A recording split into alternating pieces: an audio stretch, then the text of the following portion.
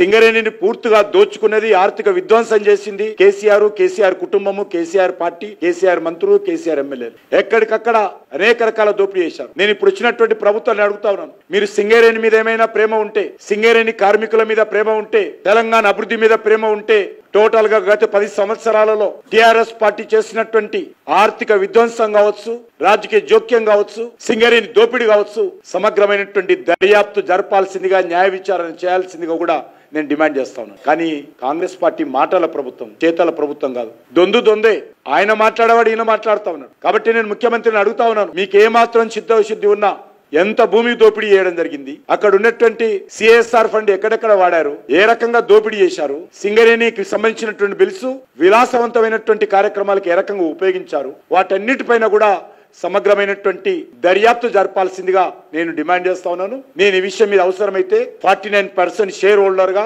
కేంద్ర ప్రభుత్వం తరఫున రాష్ట్ర ప్రభుత్వాన్ని కూడా ఉత్తరం రాస్తానని మనం చేస్తా ఉన్నాను.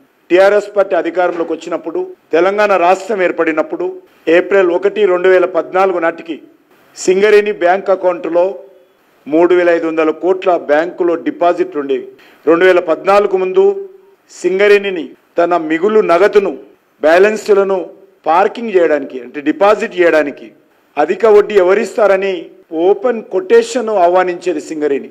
ఏ బ్యాంక్ అయితే తమ దగ్గర ఉన్నటువంటి బ్యాంక్ నిల్వలను డిపాజిట్ చేస్తే ఎవరు ఎక్కువ వడ్డీ చెల్లిస్తారో వాళ్ళకి ఇచ్చేటువంటి విధానంగా సింగరేణి ఆ రోజు బ్యాంకులను డామినేట్ చేసేది.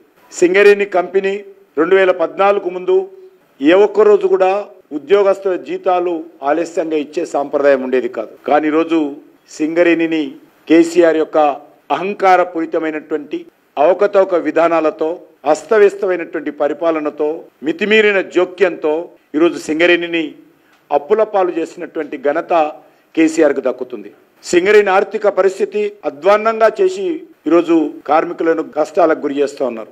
సింగరేణి చెల్లించాల్సినటువంటి బిల్లులు సకాలంలో చెల్లించలేని పరిస్థితి, జీతాలు సకాలంలో ఇవ్వలేనటువంటి పరిస్థితి ఈరోజు మనకు కనిపిస్తా ఉంది. ముఖ్యంగా కేసీఆర్ గారు తెలంగాణ స్టేట్ జెన్కోకు సింగరేణి చేసినటువంటి బొగ్గు సరఫరా బకాయిలు సకాలంలో ఇవ్వలేనటువంటి పరిస్థితి ఉన్నది. అదేవిధంగా సింగరేణి విద్యుత్ సరఫరా చేసేటువంటి సంస్థలు కూడా తెలంగాణ ప్రభుత్వానికి విద్యుత్ సరఫరా చేస్తే ఆ విద్యుత్కి సంబంధించినటువంటి నిధులు కూడా మరి ఈరోజు సకాలంలో ఈ యొక్క సింగరేణికి ఇవ్వలేనటువంటి పరిస్థితుల్లో ఈరోజు పరిస్థితి ఉన్నది. దీని కారణంగా సింగరేణి లాంటి అతి ఉత్తమమైనటువంటి పబ్లిక్ సెక్టార్ యూనిట్ ఈరోజు ఇబ్బందులకు గురవుతుంది. ఏపీ జెన్కో లేక టిఎస్ జెన్కో ఈరోజు సింగరేణికి బకాయిలు చెల్లించాల్సింది. మార్చి 31 నాటికి తెలంగాణ జెన్కో 8,056 కోట్లు బాకీ ఉన్నది. అదేవిధంగా ఈరోజు 30,000 కోట్లు తెలంగాణ ప్రభుత్వము సింగరేణికి చెల్లించాల్సి ఉంది. అది ఈ పాపం పూర్తిగా బీఆర్ఎస్ పార్టీది అని సందర్భంగా మనం చేస్తా ఉన్నాం.